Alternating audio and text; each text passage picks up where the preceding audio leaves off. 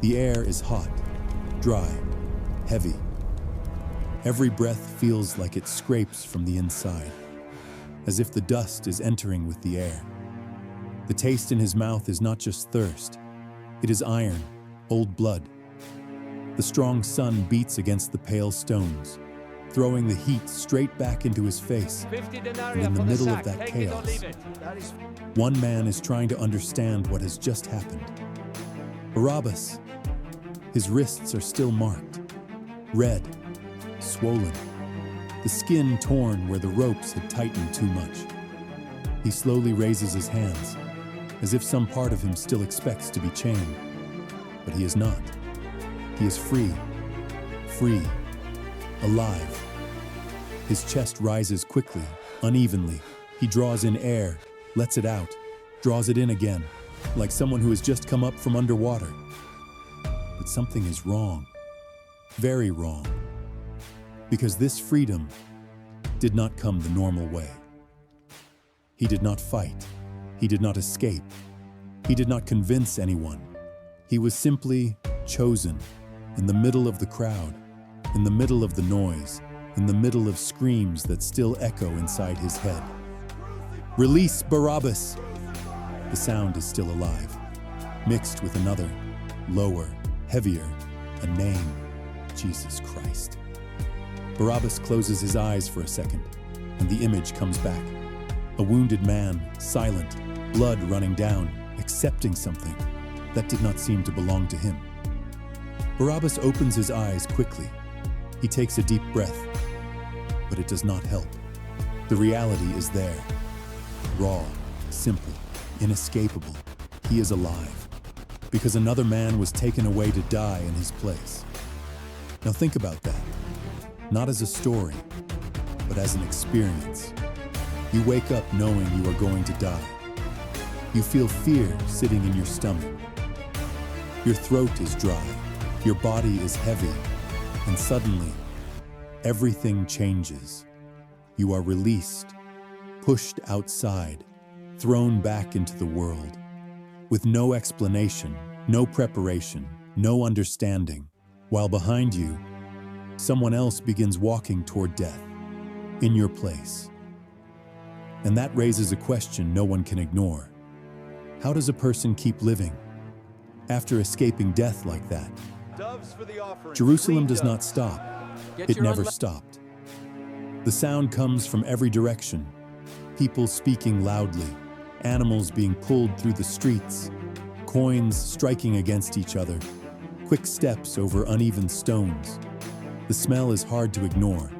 Roasted meat, fresh bread, sweat, sewage, blood, all of it together, all at once. And during that season, it became even worse. It was the time of the Jewish Passover. The city swelled. Pilgrims arrived from every direction. More people, more noise, more tension, because along with faith came risk. Rome knew that. Rome knew crowds were dangerous. It knew that any speech, any leader, any spark could turn into rebellion, and rebellion turned into death. That is why soldiers were everywhere, watching, always, armor catching the sunlight, spears held firm in their hands, cold eyes. They were not there to protect, they were there to control. And in the middle of that scene, two stories crossed. On one side, Jesus Christ, known for walking among the people, healing, speaking, drawing crowds, but also disturbing those in power, especially those who had something to lose. On the other side, Barabbas, a name people did not simply overlook, involved in revolt, accused of violence. Very likely a man who had taken lives, a man Rome saw as a direct threat. Now imagine the two of them in the same place, at the same moment, breathing the same hot air, the same smell of a crowded city, but with completely different destinies, about to be exchanged. And there is an important detail here, a custom, a political tradition. During Passover, the Roman governor would release one prisoner, not out of justice, but out of strategy, a way to please the people, to reduce tension, to avoid trouble. And at that moment, the man with the power to decide was Pontius Pilate. He places the choice before the crowd, and the atmosphere changes. It becomes heavier, more electric. People push against one another. They shout. They argue. The heat rises. Dust lifts from the ground. Barabbas is there. Maybe watching. Maybe trying to understand. Maybe expecting the worst. And then, the moment comes. The choice is made. Not with silence, but with force, with shouting, with pressure. Release Barabbas! The sound cuts through the air. It repeats. It grows. It spreads. And Pilate gives in. The chains are loosened. Barabbas is released. And at the same time, Jesus Christ is handed over. Without resistance, without argument, without a fight. Now hold that image. One man being pushed out, back into life, while another begins walking toward death. And here is the point almost no one truly faces. Barabbas had no choice, but he also had no way to ignore it. Because from that moment on, every step he took was a step that should not have existed. And that changes everything. The city continues. The noise continues. Life continues. But inside him, something is no longer the same. And this is the part most people never stop to imagine. What happens after the story ends to the one who stayed alive? Jerusalem was not just a city. It was a living body, breathing, pulsing, almost suffocating. The streets were narrow, uneven stones, some loose, others worn down by time and by thousands of feet. Walking there required attention. One wrong step, and your foot could twist or slip. Because the ground was not clean. It never was. Leftover food, dirty water running through improvised channels, animal waste, dried blood from sacrifices, everything mixed together, everything right there. The smell rose with the heat, and the heat never gave relief. The sun struck the pale stone walls directly, reflected back, and returned even stronger. Air did not move well through the alleys. It stayed trapped, heavy, hot. Breathing took effort, and Barabbas feels it the moment he steps out. The first impact is not freedom. It is the world. Loud, aggressive, too alive. He blinks. The light hits hard. It burns. He instinctively raises his arm, trying to shade his face, but it barely helps. His body is still weak. His skin still sensitive. Every sensation feels amplified. A man carrying a basket passes by, brushes against him, does not apologize, keeps walking. Life has not stopped. No one is waiting for Barabbas to return. A woman argues with a seller. Her voice rises. Hands move sharply through the air. An animal cries out. Someone pulls the rope hard. The sound echoes. Metal strikes against metal. Soldiers, always present. Their heavy sandals hit the ground with a firm rhythm, controlled, different from the rest of the city, organized, cold. Barabbas looks, even if only for a second, and his body reacts. Instinct, tension, because he knows. They know who he is, or at least the kind of man he is. And that does not disappear just because he was released. Nearby, rising above the city, stands the fortress. Cold, massive, watching everything. From there, Rome sees Jerusalem. Every movement, every gathering, every possible threat. And Barabbas had once been one of those threats. That does not change in a single moment. Now imagine the conflict. He has just escaped death. but he is surrounded by the same system that wanted to execute him. This is not peaceful freedom. It is watched freedom, tense, unstable, and there is more. Jerusalem was not silent even at night. When the sun began to fall, the heat eased a little, but the movement continued. Torches lit. The sound became lower, but constant. Whispers, deals, quick footsteps. People trying to finish the day, trying to survive a little longer. And somewhere in the city, the place of execution still existed. Visible, open, hiding nothing. Crosses raised, bodies exposed. A warning, always, for everyone. And on that day, on one of those crosses, was Jesus Christ, the man who had taken Barabbas' place. Now imagine that. You walk through the city. You try to breathe.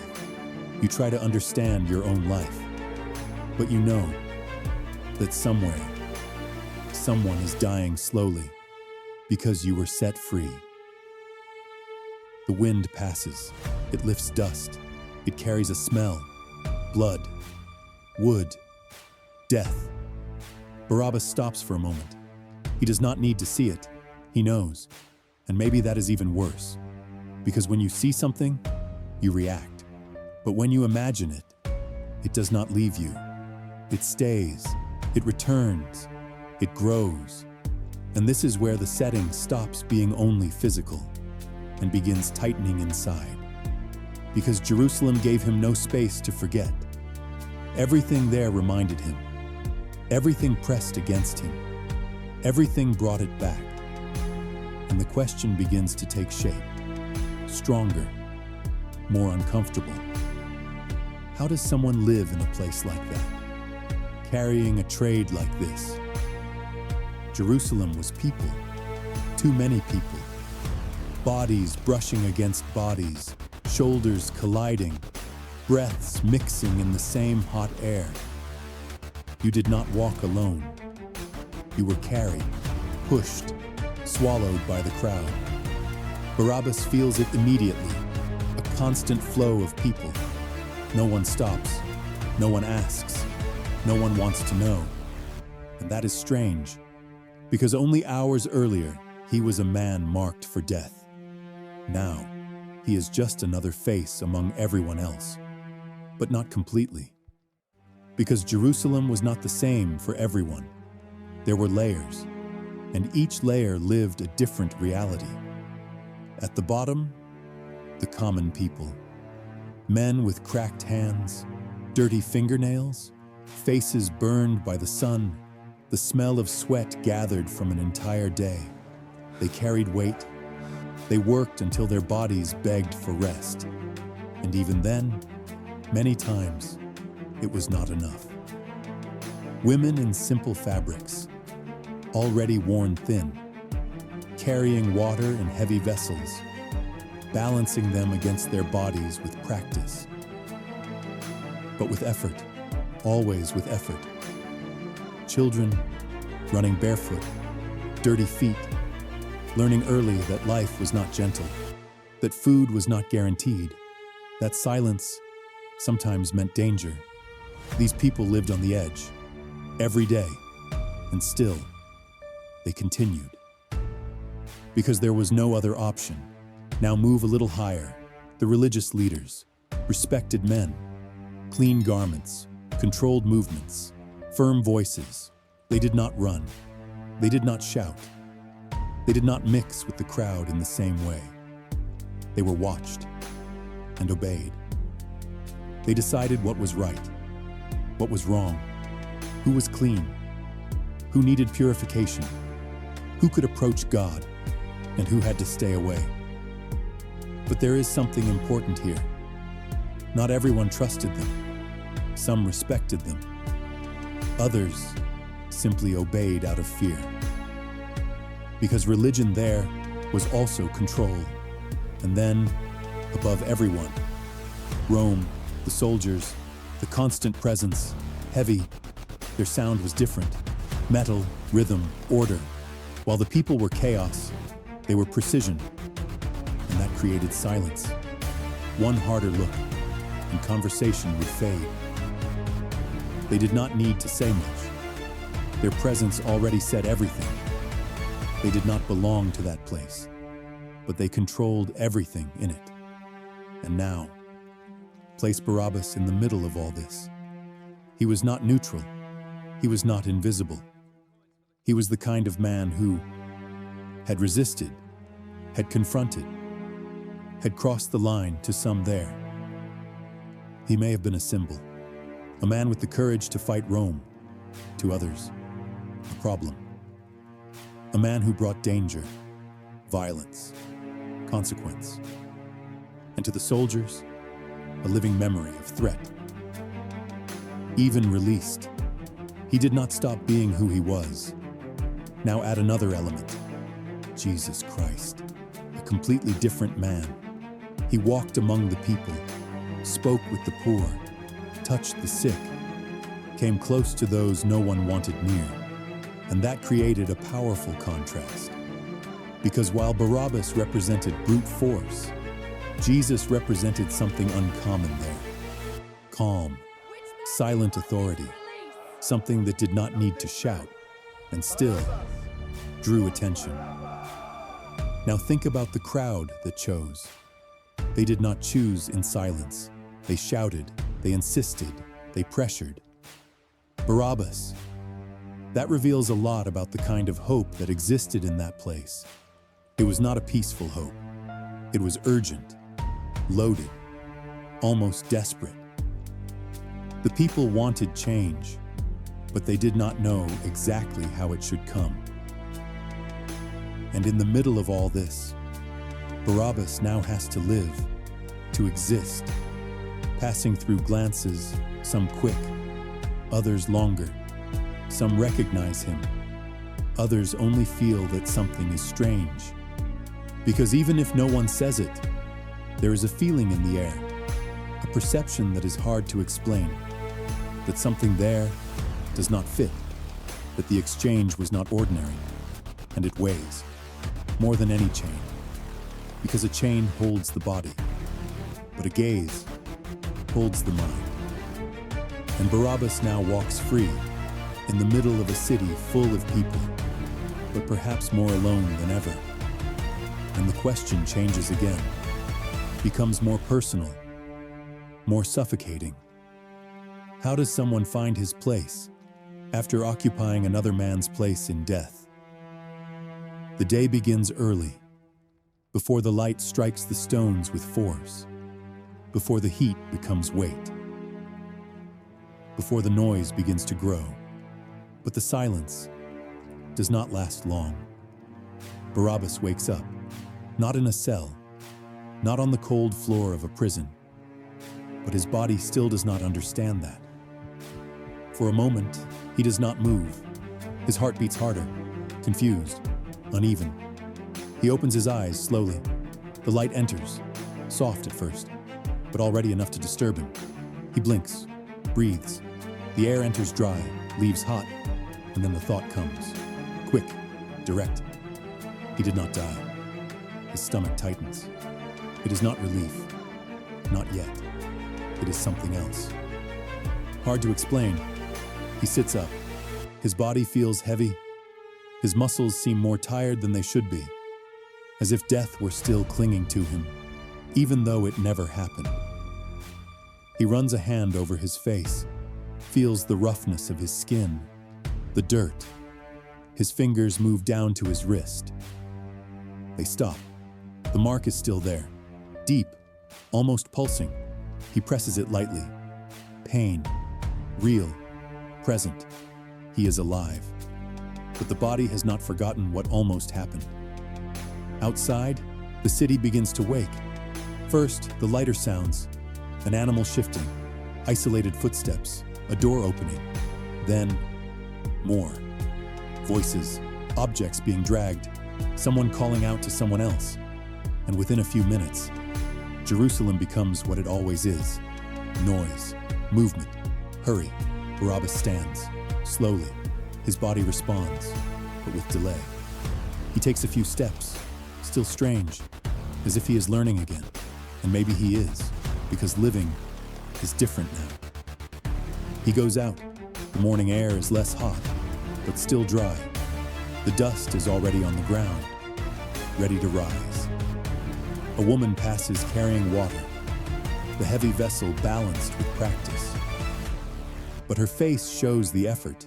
She does not even look at him. A man lights an oven.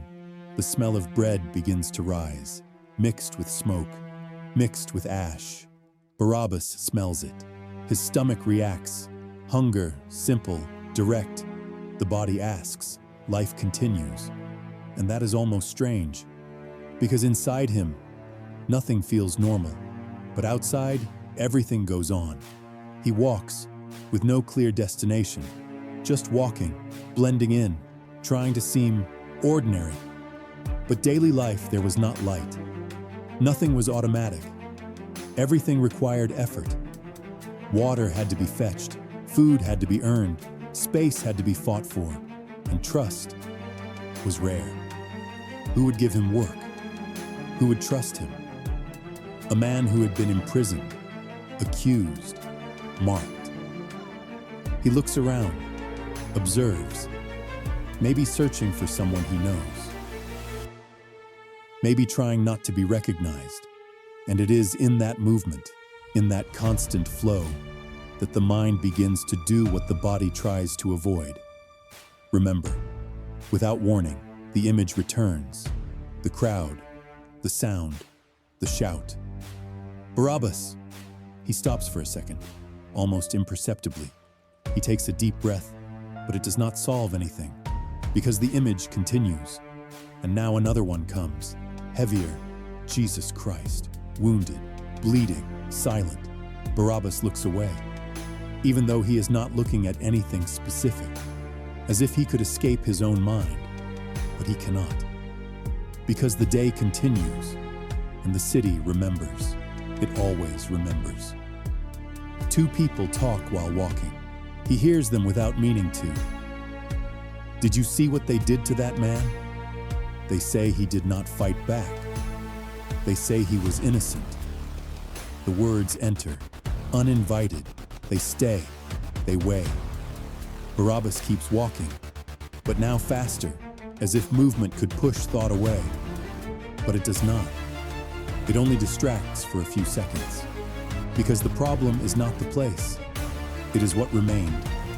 And daily life gives no space to resolve it. Life pushes, always. Work, food, exhaustion, survival. And maybe that is exactly what saves and destroys at the same time. Because he continues living, but without understanding. And when night comes, it is different. The noise decreases. It does not disappear, but it lowers. The torches give little light. The shadows grow larger. Movements become slower. And that is when silence appears. Not outside, inside. And in the silence, the image returns more clearly, stronger, more impossible to ignore. He lies down, stares at nothing, but sees everything. The moment, the choice, the exchange, and the question begins to grow, with no answer, with no relief. Why me? And maybe that is the hardest part of the day. Not the work, not the hunger, not the exhaustion, but the fact that every new day is a day he should not be living. The city does not ease. It presses. Always. During the day, there is distraction, movement, noise, bodies passing, things happening all the time. But that does not solve anything. It only delays it. Because Barabbas' problem is not outside. It is inside. And it grows. Silent, constant, heavy, guilt. Not a simple guilt. Not just, I did something wrong. It is deeper. Harder to organize. Because he knows who he is. He knows what he has done. He knows the kind of life he lived. Violence, confrontation, blood. And even so, he was the one who walked away, while another man was taken to die. Jesus Christ. And that breaks any simple logic, because it was not fair. It was not balanced. It was not proportional. And the body feels that. Barabbas walks, but sometimes his step falters for a second, as if something pulls him back. His breathing changes, shorter, heavier. He looks around. Everything continues. But inside, something tightens. And when the day ends, it gets worse. Night does not bring rest. It brings space, and space lets the mind speak. He lies down, but he does not relax. His body is tired, but his mind does not stop. The image returns, again and again. The crowd, the shout, the choice, and then the cross. Even if he did not see everything, he imagines it. And sometimes, imagining is worse. The body stretched, the constant pain, the struggle to breathe, time passing slowly, people watching, commenting, judging, and all of that was meant for him. This is not theory, not a possibility. It was the certain outcome, defined, and it was interrupted, replaced, and that creates a weight that is hard to carry. Because there is no simple way to compensate for it. There is no way to balance it. There is no way to repay it. And when something cannot be resolved, it stays, it settles, and it begins to change the person. Now think about the environment around him. Rome pressing, religious leaders judging, people suffering, constant violence. Nothing there helps someone find peace. On the contrary, everything reinforces tension, and there is more. Barabbas cannot simply talk about it. With whom? Who would understand? Who would listen without judgment? So he keeps it inside. And what is kept inside grows. It becomes denser, harder to ignore, and little by little, it begins to affect everything. The way he walks, the way he looks, the way he reacts. Maybe he becomes more aggressive or more silent. Maybe he avoids people or throws himself deeper into chaos just to avoid thinking. Because there are two paths when something like this happens. Either you harden or you break, and neither one is easy.